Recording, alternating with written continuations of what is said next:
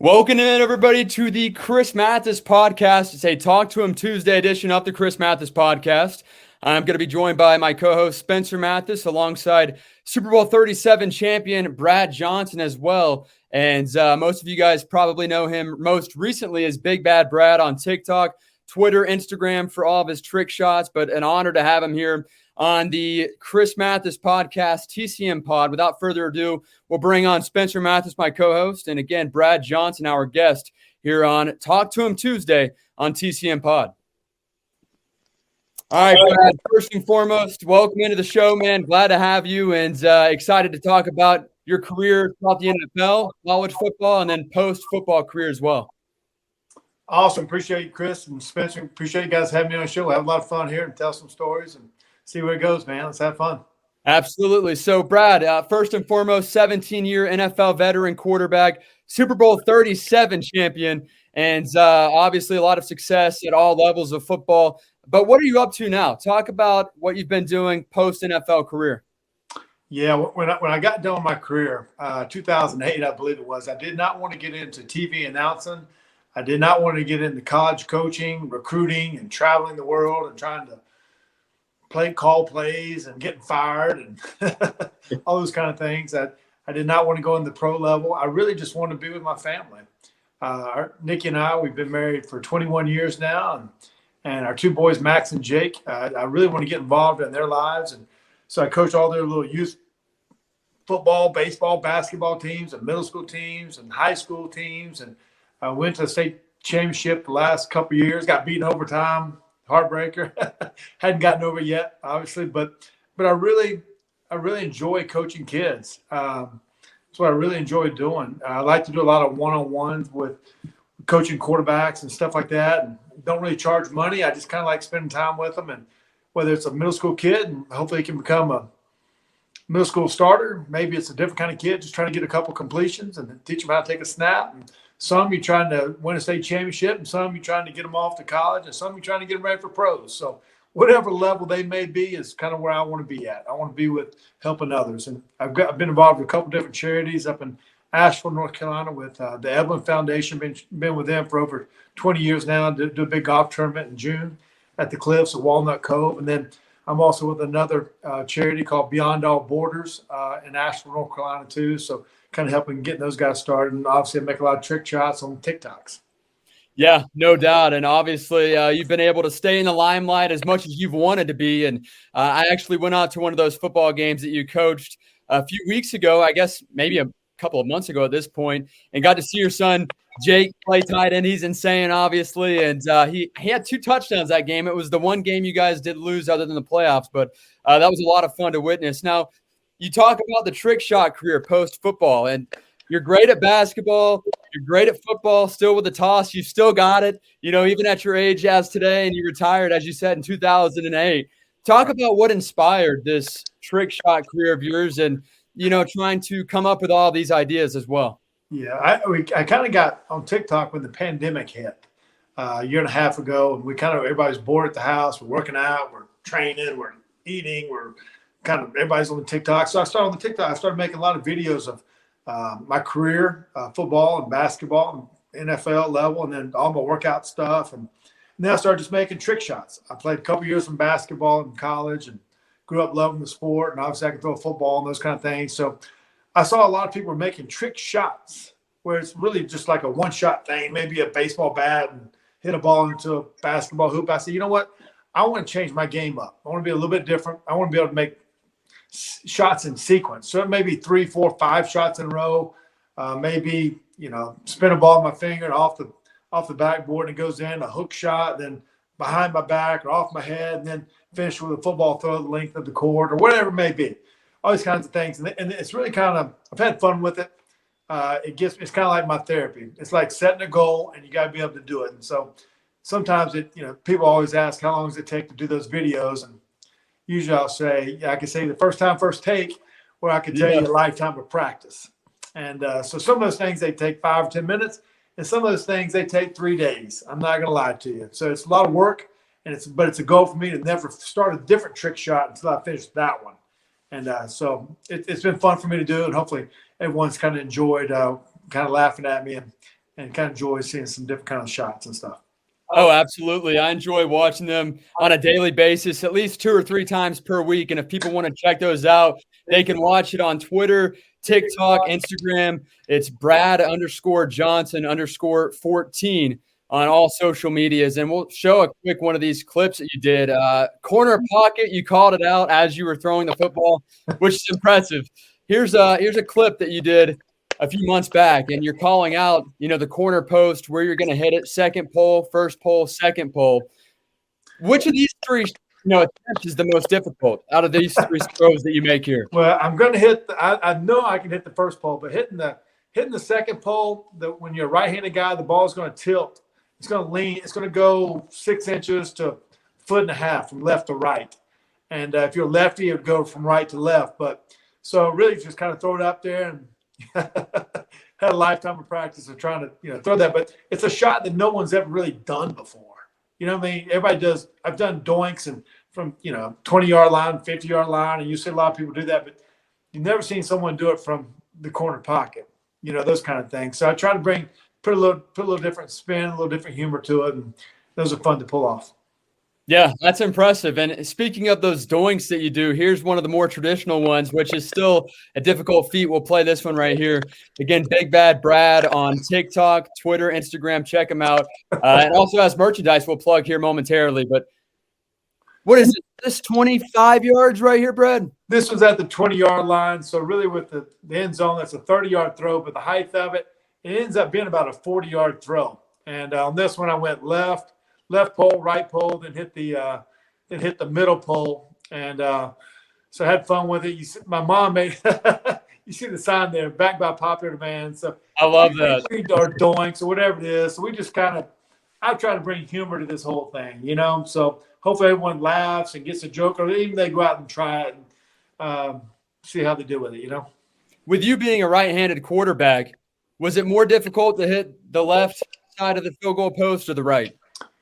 Honestly, it's easy. It was harder to hit the left pole, and but I had a little wind blowing that day, so I had to kind of curve it in there a little bit, to be honest with you. It was kind of a tricky throw. Usually the middle pole is a little bit easier because it's a thicker pole, and you just kind of drop it like it's out of a Goodyear blimp kind of thing. But the left pole is a little harder for me to throw. That's awesome. Again, Brad Johnson joins us for Talk to Him Tuesday on the Chris Mathis podcast. I'm joined by my co-host, Spencer Mathis, and, of course, Big Bad Brad, too. Talk about your merchandise that you have as well. You talk about it being out of Asheville, North Carolina, and also proceeds go to a charity also. Yeah, with this, I kind of I got a hat. It's Big Bad Brad. Somebody gave me this after the Super Bowl. Okay, Big Bad Brad 14 actually has the Roman numerals, and I got a little emblem actually here too. I don't know if you see the Super Bowl trophy. So yeah, that's kind of with it. And so what we started was to give to the charity called Beyond All Borders. We went through cafepress.com/ Big Bad Brad 14. So you can find it on there. But we made all kinds of hats and T-shirts and water bottles and keychains and magnets and all that kind of stuff. But all the money, all the charity goes to Beyond Our Borders. And it's really, with Beyond Our Borders, it's in Asheville, but it's not. There's no red tape. It's about helping others that need assistance that cannot help themselves, and it's just something simple. You'll find them on Facebook, and not a lot of hype to it. It's just more about getting out into the community and helping those in need, and that's what it does. So hopefully, you find humor in the hat, you find humor in all of it, but know that the money, if you buy from it, it goes to Beyond Our Borders.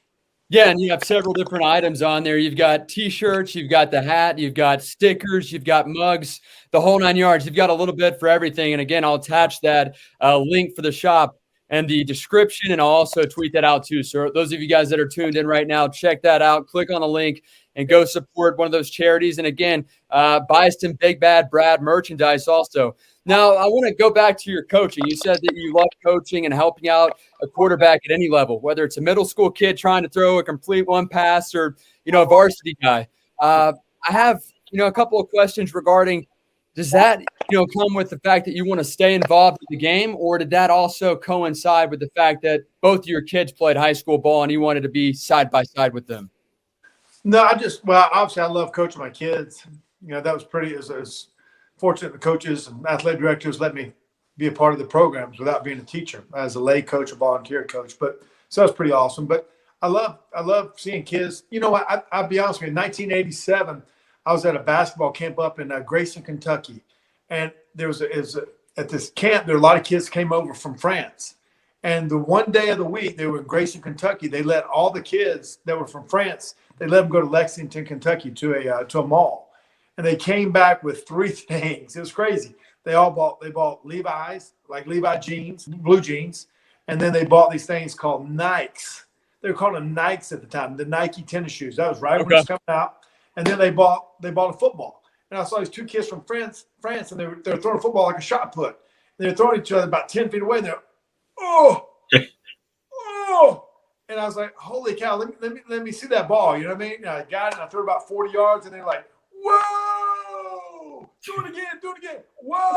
I mean, and so, I taught somebody how to throw a football, and it brought enjoyment to them. And so playing the quarterback position is different than just throwing a football.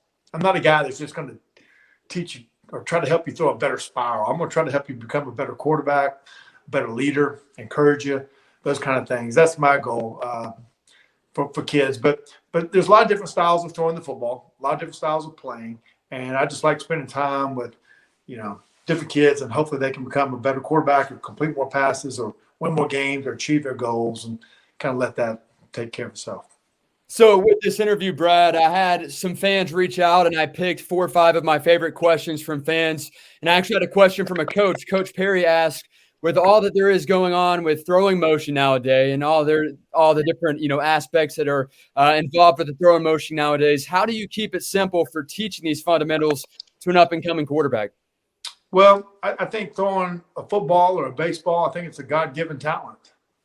Honestly, it depends on what level you really are, So different styles. I mean, you got to get three-quarter style, over the top. You know what I mean? You got all of these kinds of things, and a lot of technique to it. But, for the technique part of it, I try to keep things simple. I use the word beef. You can use it in every sport. Balance eyes, elbow fall through. Balance. You got to always be balanced and know where you target. Try to always make things a straight line target. Try to keep my heel off the ground, my right foot, that's my throwing foot, keep it off the ground, and try to get I try to get my eyes on the target, try to have proper technique, and always have a fall through, see where I'm going to throw the ball. Eyes are very, very important at those kind of things. And then just having the natural ability to, it's like golf. You don't have a lot of different golf clubs in your bag. I mean, some guys can just throw hard. Some guys, there's a lot of different ways to throw it, and I think how you throw it and how you can get the ball from me to you or from you to your receiver is key. And a lot of different ways to be quicker with it, decisive with it. And but I think just the love of it, I think the more you do it, the better you become, and find different ways to get the ball to your target. But keep it simple. You know what I mean? Bounce eyes, elbow fall through, kind of a simple go, start teaching manual, and then it kind of goes from there. Let's flash back a little bit, Brad, to 1992, in which you were a 9th-round pick in the 1992 NFL draft by the Minnesota Vikings. That was a crazy day from the research that I had done for you, as you had just started 7 games at FSU.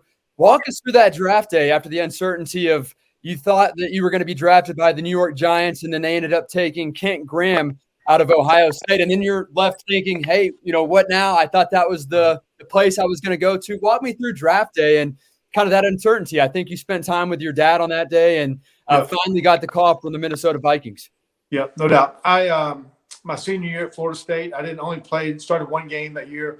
My best friend, Casey Weldon, was the other quarterback with me. He was up for the Heisman. He should have won it and finished second. And we should have had a chance to win the national championship. But I only got to start 1 game that year because he got hurt. So I got invited to the combine. Don't even know how I got there, to be honest with you, when you look back at it. But I got there, and I thought I was the number 1 quarterback there when I left. But every other coach and general manager did not think that. and so I was kind of a late bloomer, And so I did all the workouts and all those kind of things. And so the New York Giants, Jim Fossil, he actually passed away. But they'd spent a lot of time with me just kind of evaluating me, and threw for them quite a couple times. And so they said they're going to draft somebody about the 4th or 5th round, mid-rounds. And there were 12 rounds at that time. And so when the draft came along, there actually were 14 quarterbacks that were I was the 14th quarterback that was drafted, 227th pick in the 9th round. 17 quarterbacks actually got drafted that year out of our class. So it's amazing the amount. I think we had the second most ever that made the NFL roster. So it's pretty unique. But I had someone call me from the Atlanta Falcons about the 7th round. I said, Brad, if you don't get drafted, we'd like to bring you as a free agent. And I said, his name was Campo. I said, Campo, man. So I don't know how this thing NFL works, but if I'm making a draft, I'm not even coming to camp. I'm gonna go back to Black Mountain, North Carolina. I'll be a school teacher, and it'll work out for me, you know. And so sitting there, I was in my dorm room with my dad. That was when the draft was 3 days long. He was laying on the floor, I was laying on the couch, and for 3 long days now, Kent Graham's name came across the 4th round. I was like, okay, there goes my hope, because they had Jeff Hostetler and Phil Simms. They're trying to bring a young guy, and so my dad, he gets up and screams. I said, what happened? He said, I think I saw your name come across the ticker. I said, what? And so we had to wait for the ticker to go all the way around again. And then about that time, we got a call from Denny Green, the head coach. He actually passed away a few years ago, but he called me and said, Brad, we're going to draft you the Minnesota Vikings. Think you got a lot of potential, and looking forward to having you. That's basically what it was. I said, get on a plane on Thursday, and we'll see you here next week. And the guy that actually drafted me was a guy named Jack Burns. He's at the University of Louisville when he recruited me out of North Carolina. And he just kind of kept up with my career, knew I hadn't played much, but was hoping I might be a diamond in the rough and somebody they could groom behind Rich Gannon and Wade Wilson and Sean Salisbury at that time. So very thankful for that call. Yeah, without question. Here's a quick flashback photo of you with the Minnesota Vikings. I believe that was your first stint around with the Minnesota Vikings. But in your response that you said that you were the 14th quarterback taken. Is that the reasoning for wearing number 14 throughout your career in the NFL? No. No, I actually wore 14 my senior year of high school. And at that time, I didn't even know if I was going to play football. I actually quit going into my senior year. A guy named Kenny Ford, my football coach, he taught me back into playing. Didn't really have a very successful first 3 years of my high school career. I think 5 games was the most we won, something like that. And I was in basketball. I was in love with basketball. But he taught me back. I missed the first 3 days of football practice going into fall camp. I had to pay the penalty price for that. But he taught me back into it. And but the guy that really at that time that they were building me up to be was a guy named Vinny Testaverde at the University of Miami. He's 6'5" quarterback, 225 pounds, and he ended up winning a Heisman and having a 20-year career. And that's what they said, Brad, you got more potential playing football. And so I really started wearing number 14. I told Vinny that also. That's when I started wearing 14.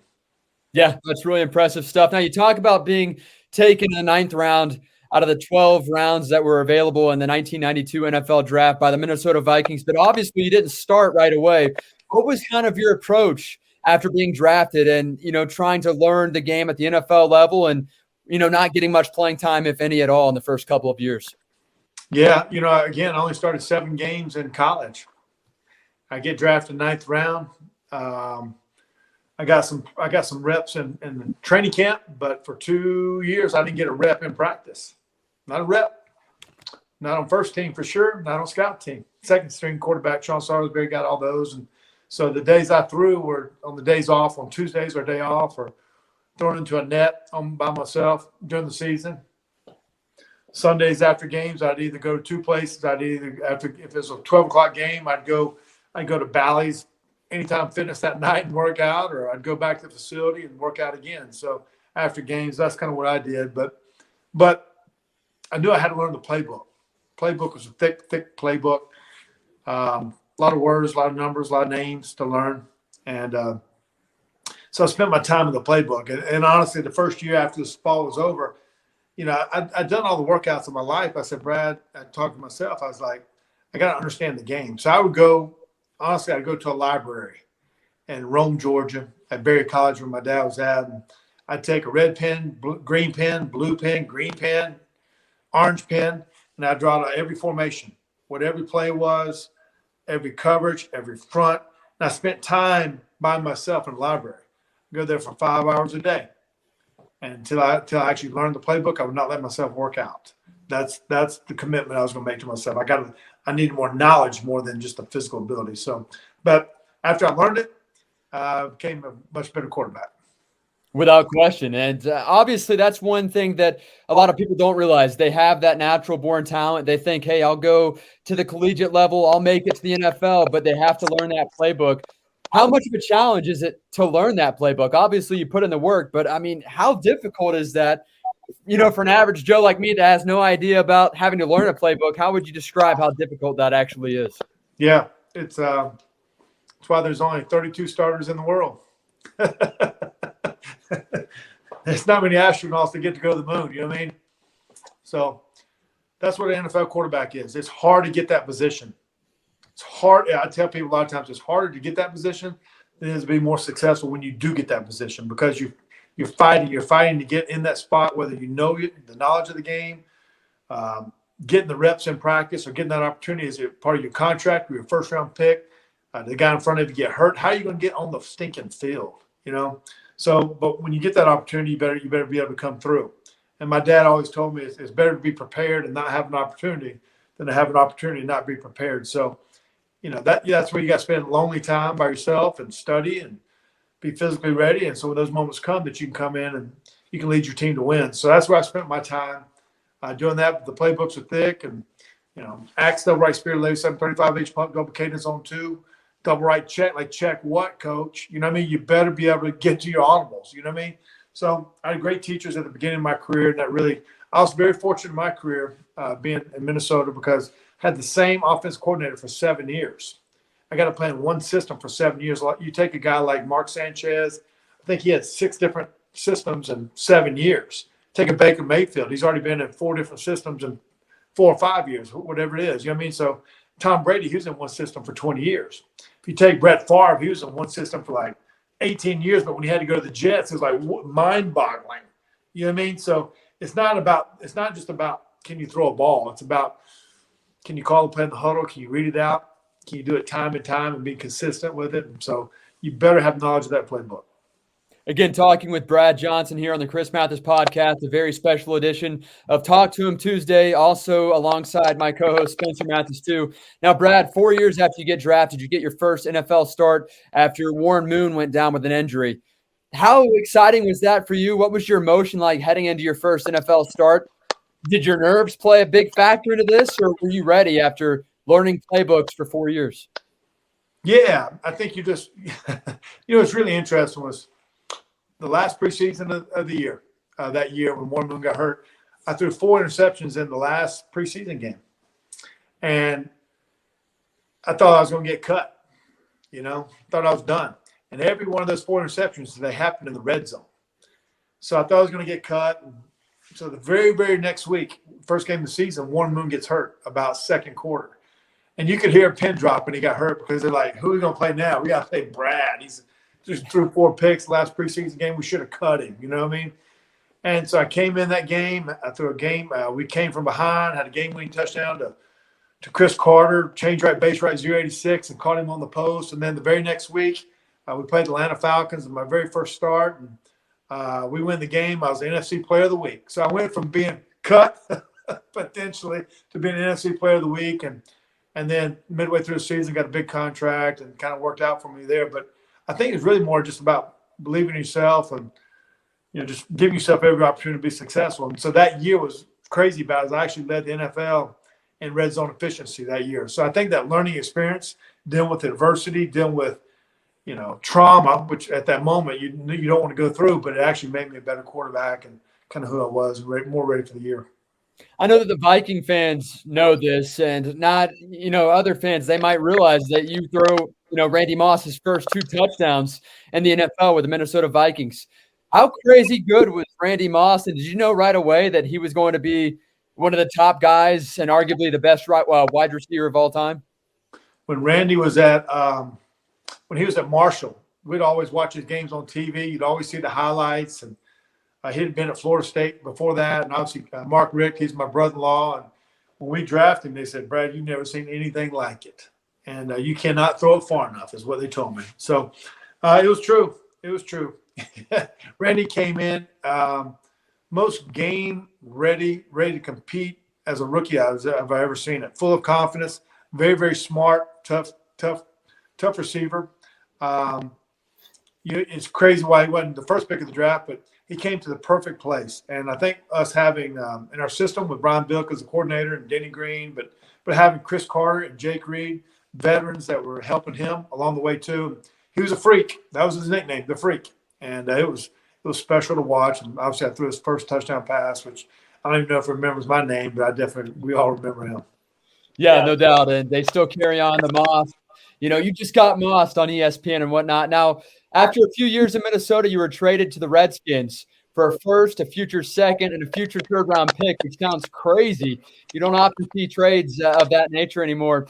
What was that moment like for you after, leaving a place that you called home for several years and then getting traded? Here you are in a brand new position, and it's restart. And, I guess, 6 or 7 years into your NFL career?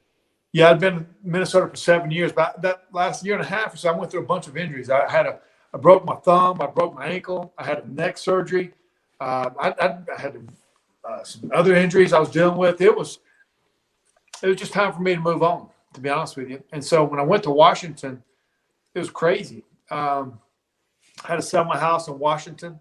We were building a house in Tallahassee, Florida. Had to buy a house in D.C. Had to learn a new playbook. Was traveling back and forth. It was chaos, but it was great for me to kind of go through that. Had to learn everybody's different names and all the secretaries and all the coaches and all the players and how to get around, how to get to the facility, and it was just different. But I had Norv Turner as the offensive coordinator. I loved it. And we went to the playoffs. First time I've been in the playoffs. Washington been in the playoffs in 7 or 8 years. So it was just a fun time. A lot of transition, but I love playing for the Redskins at that time. Yeah, so after 2 seasons in Washington, you headed to Tampa. How different was it going from a calm, cool, and collected Tony Dungy to a fiery, passionate John Gruden during your second season as a Buc? And how hard was it to learn a complicated John Gruden playbook? Yeah, it's a great question. I'd been with Tony Dungy for 3 years in Minnesota with him. He's the defense coordinator. So I'm thankful he brought me to Tampa right during that time during free agency. And great man, great coach, all respected by all, Hall of Fame coach, won the Super Bowl with Indianapolis Colts. And we made the playoffs our first year with him when I was there. And then, the Glazer family decided they want to go a different route. He'd been there a long time, but Tony Dungy impacted that town, community, still is to this day. So very respected by all. But John Gruden came in there, made a bunch of moves in free agency. I think we brought in 15 to 17 new free agents, brought in Joe Jaravicius, Keenan McCardell, Ricky Dudley, Ken Dilger, Michael Pittman, Roman Ullman, left tackle, Kerry Jenkins, left guard. We made a lot of moves, a lot of upgrades. You saw that with Tampa last year. You know what I mean? So we needed to upgrade, and that's what John Gruden did for us at that time. And it's fun to play for him. He helped us believe in ourselves and upgraded our talent. And then we finally came through. It's pretty two different kind of guys, yeah, but very successful both at what they do. Yeah, like you said, Tony Dungy had already established like a culture in Tampa Bay, and then Gruden came in. So in his first year, of course, you guys won the Super Bowl. Going into that season, did the energy feel different? Did you guys have a feeling that you could win it all with that team after losing in the wild card round to the Eagles in 2001? The very first meeting I had with Gruden, he said, "Brad, we're going to win a Super Bowl. You got to believe it." That's just me and him in a meeting, and he had a small little office, dark room, and can't even see his eyes. But he said, "You got to believe it. We're going to win it." And my whole life, I'd never won the last game of the season. Really, no state championships in high school, and no national championships in college. I've been in the pros for 10 years, 9 years. Let's see, not 10 years at that time. Had been in the playoffs, but hadn't won. And so he helped us believe, but he made a big upgrade again in the players and the talent. But honestly, with Gruden, you're just trying to learn how to call a play in the huddle. Green right slot, 97 Seattle, 97 1 Akil, 96 Seattle, heads up H2 Miami or Spire 2 wide banana. I mean, how are you going to call the plays? You know what I mean? So it's just a lot of information to gain. But so I think the challenge wasn't win a Super Bowl. The challenge was how our offense was going to beat our defense every day in practice. And I remember Gruden said, "Brad, how's Monty Kiffin and John Lynch and Warren Sapp and Derek Brooks, how they going to stop blast off the Joker right X short 22X drive halfback burst? How they going to stop triple right F right 358 Nebraska X seam? We're going to beat them every day in practice." So it was competitive. It was a challenge. And he made our team that way. We went 3-1 every 4 games, ended up season 12-4, and then all of a sudden you're in the playoffs and you played for it all. Yeah, you guys won Super Bowl 37, 48-21, the final score against the Oakland Raiders.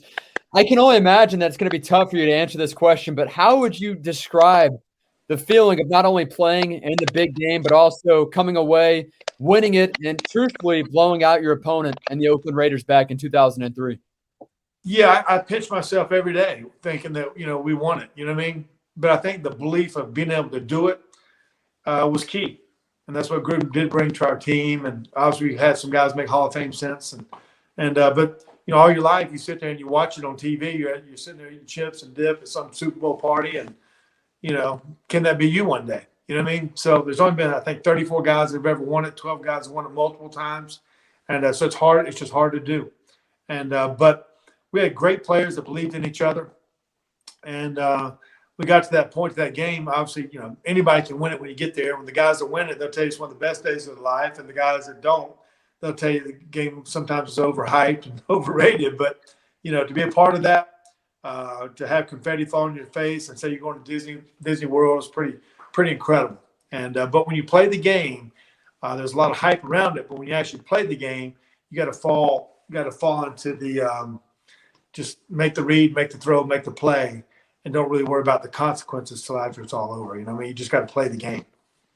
Again, talking with 17-year NFL veteran quarterback Brad Johnson, Super Bowl 37 champion. Follow him on Twitter, Instagram, Brad_Johnson_14. Again, talking about his NFL career, his post-NFL career. And Brad, I have another fan question for you coming from Will, who asks, just like, other big connections like Tom Brady connecting with Rob Gronkowski up the seam, or Drew Brees with Michael Thomas in the slant. During the Super Bowl season, which wide receiver route combo did you feel most confident and rely on the most when you needed to come up with a big play? Yeah, I always tell people when they ask my favorite receiver, I tell them the one that's open. So, but we had some great players. Obviously Keyshawn Johnson, Joe Jurevicius, he's played 3 Super Bowls, and Keenan McCardell, he's caught 900 balls, and so our backs can catch the ball. Michael Pittman was dangerous coming out of the backfield. He caught over 70 balls that year. And Mike Allstock could catch Spire 2 wide banana, catch it in the flat. But we had great guys. We were more big physical receivers. We weren't an explosive kind of team down the field, but we were, ball control and move it. But all those 3 guys were real smart guys. They could catch ball and physical contact over the middle. And so it's all of them were great, Another question for you, Brad, coming from Lawson, who says, as a quarterback playing with a great defense like you had in your years in Tampa, basically from year 1 in Tampa till the time you went out of Tampa, does having a great defense to rely on kind of change your confidence level and how you approach the game as a quarterback? Well, it gives you a chance to win. You better have a good defense.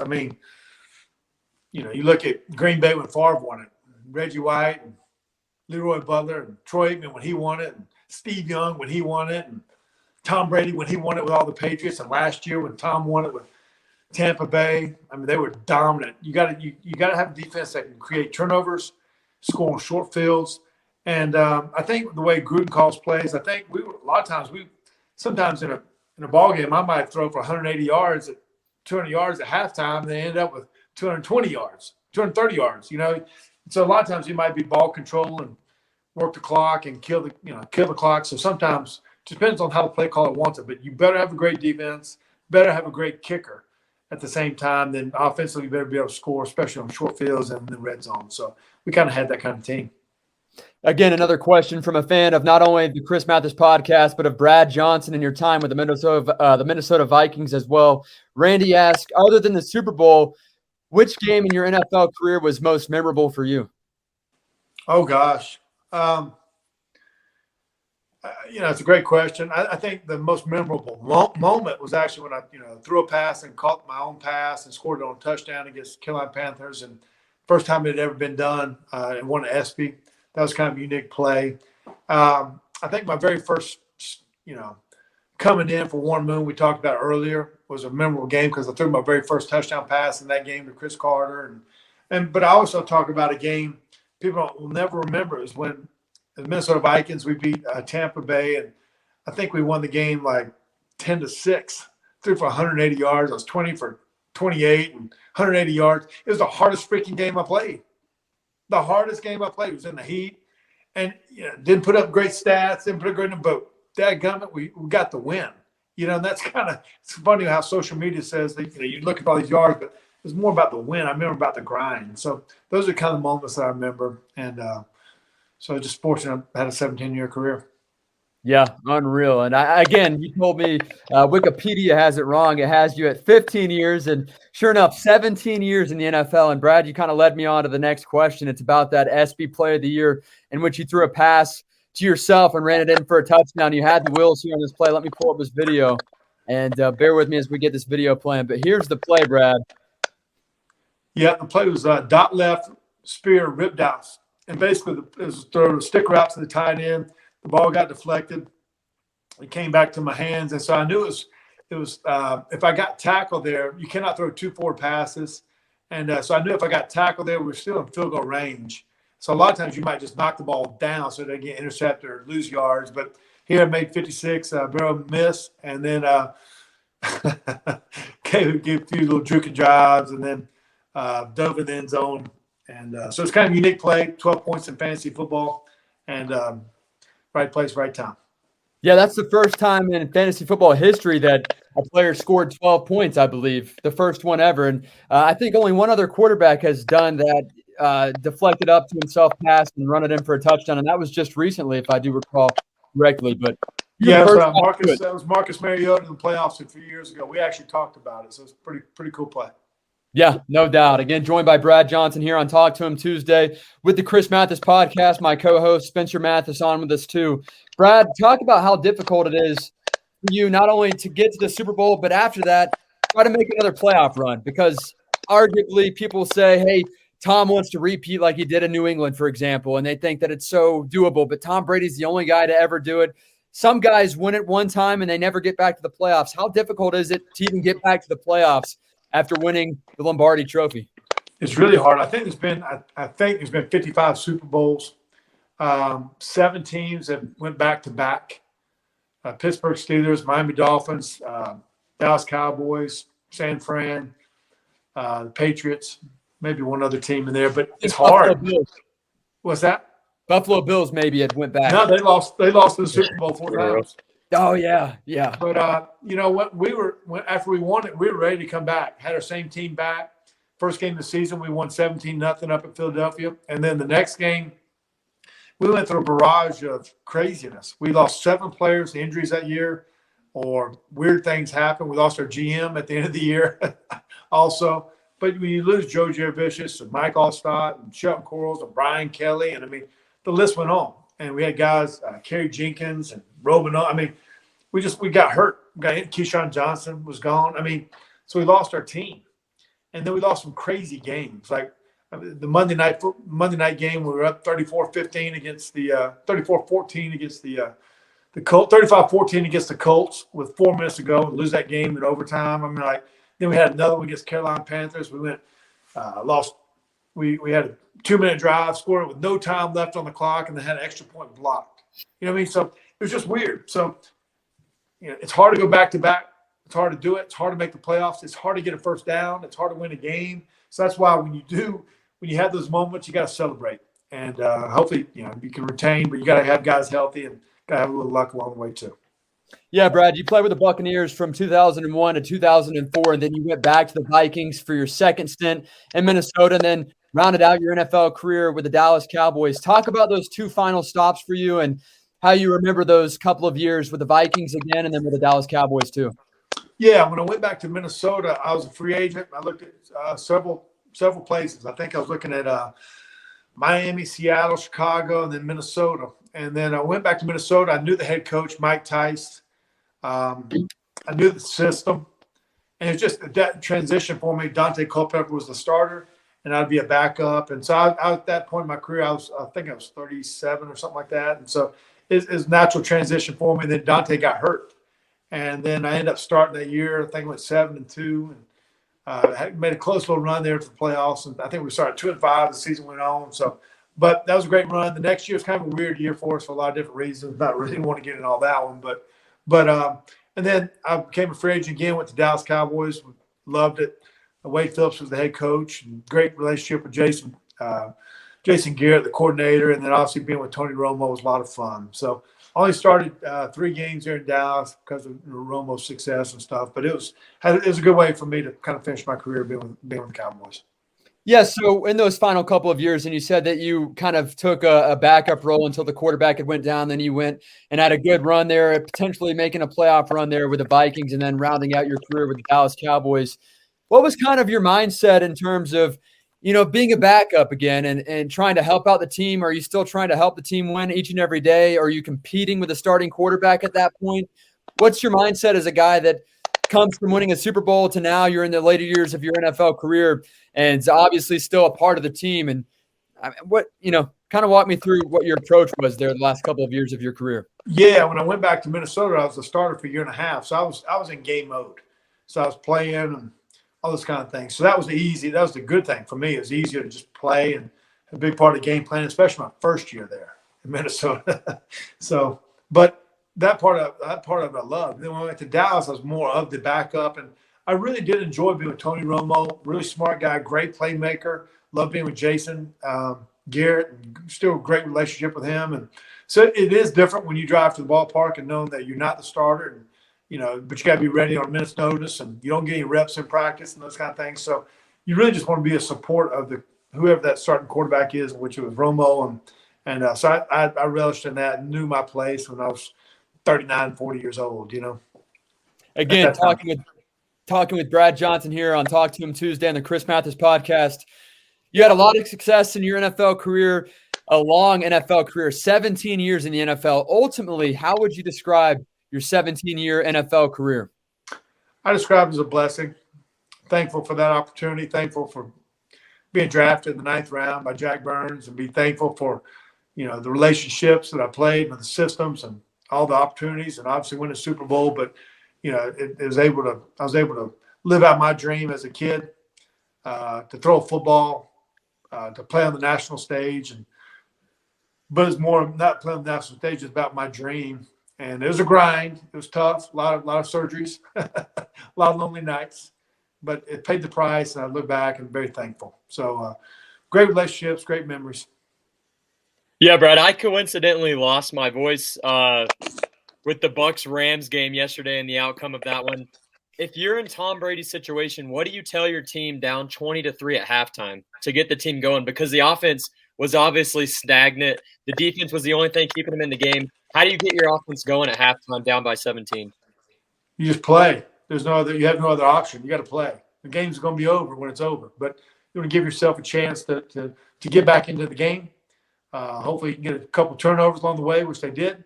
And just, let's be great at what we can be great at. And that's kind of what you do. And just, one play hopefully leads to something successful for the next play, So it's fun to watch his career, what he's done. And, they don't call great comebacks for a reason. They got to be great, and you got to play great in special moments.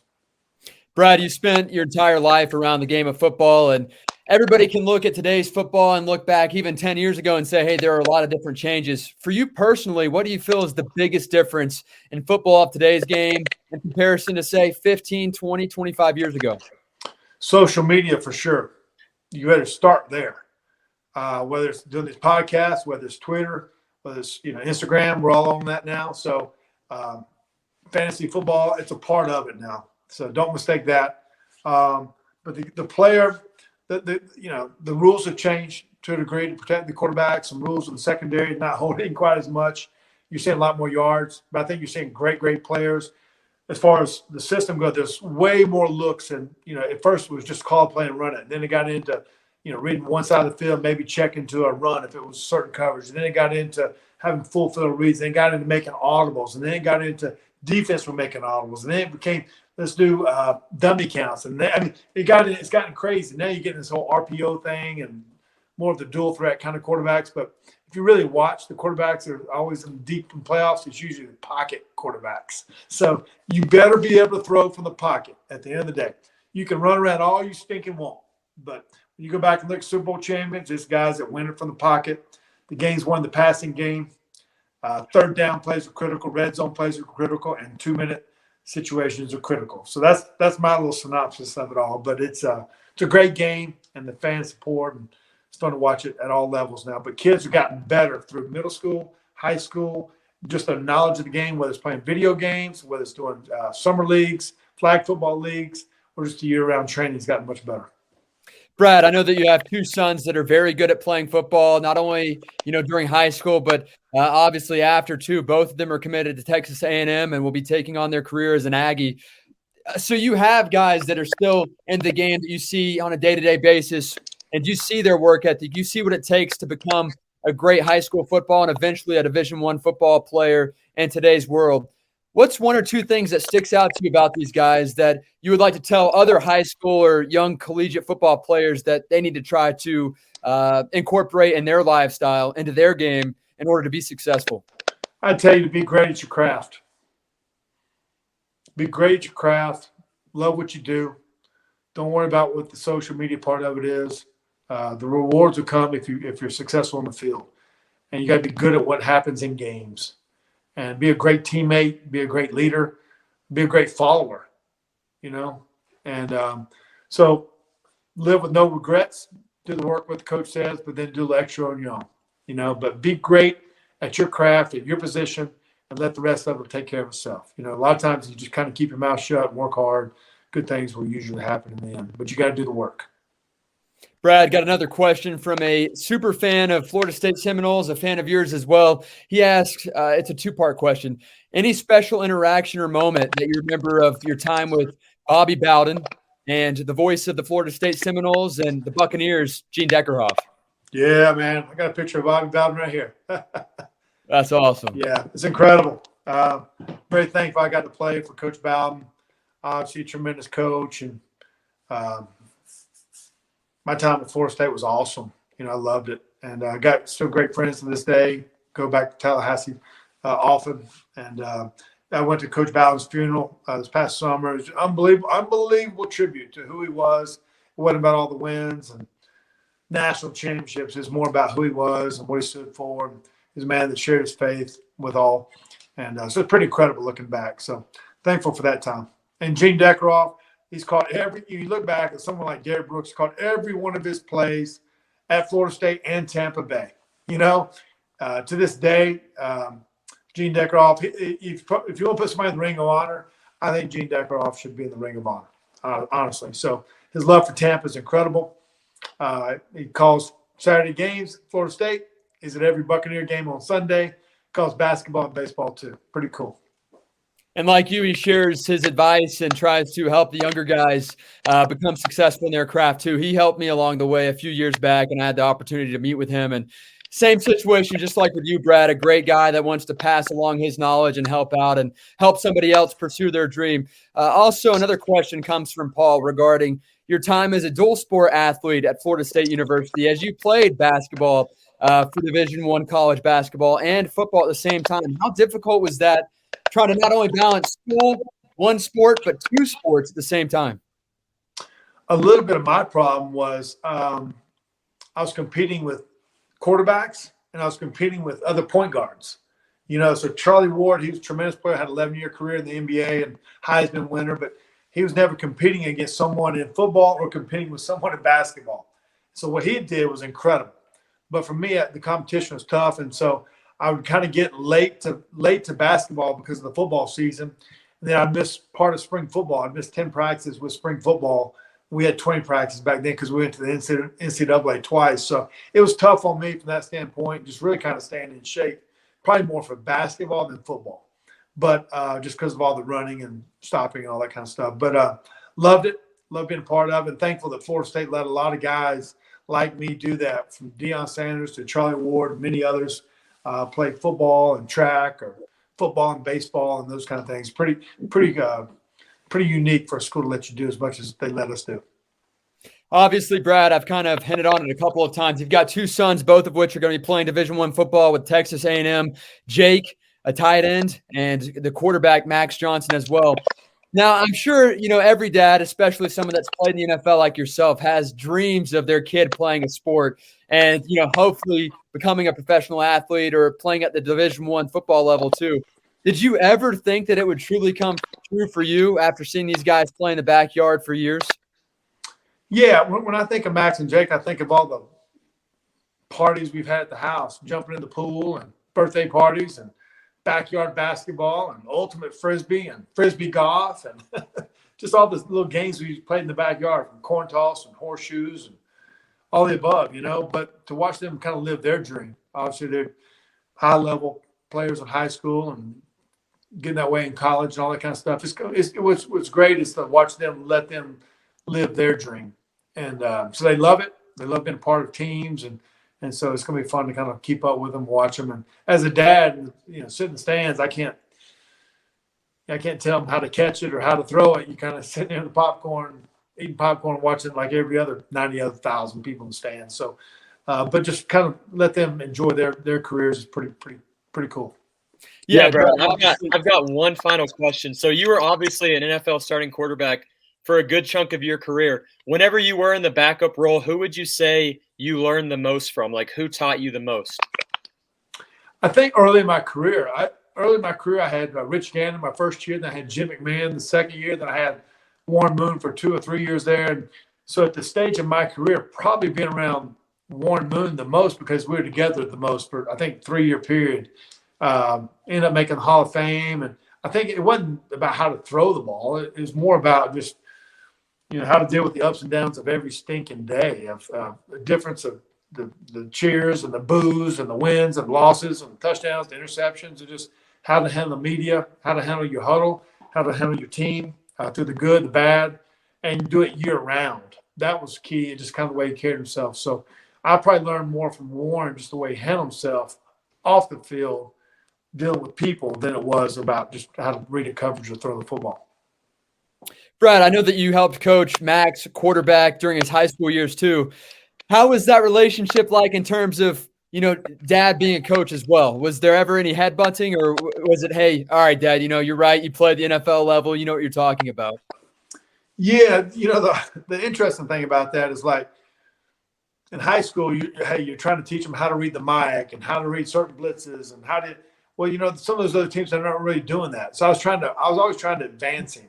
What's coming next, and those kind of things, and how to lead your team, how to encourage someone besides yourself, and those kind of things, So, it used to be, let's watch some film. It's, well, how long are we going to watch it for? It's kind of one of those things. All right, son, how bad do you really want it, But now he's at a stage now, I mean, it's stinking. He loves it. He loves it. And he watches as much film as those coaches do.